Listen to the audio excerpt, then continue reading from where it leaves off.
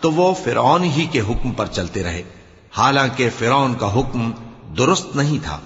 وہ قیامت کے دن اپنی قوم کے آگے آگے چلے گا، پھر ان کو دوزخ میں جا اتارے گا، اور جس مقام پر وہ اتارے جائیں گے وہ برا ہے۔ اور اس جہان میں بھی لعنت ان کے پیچھے لگا دی گئی، اور قیامت کے دن بھی پیچھے لگی رہے گی۔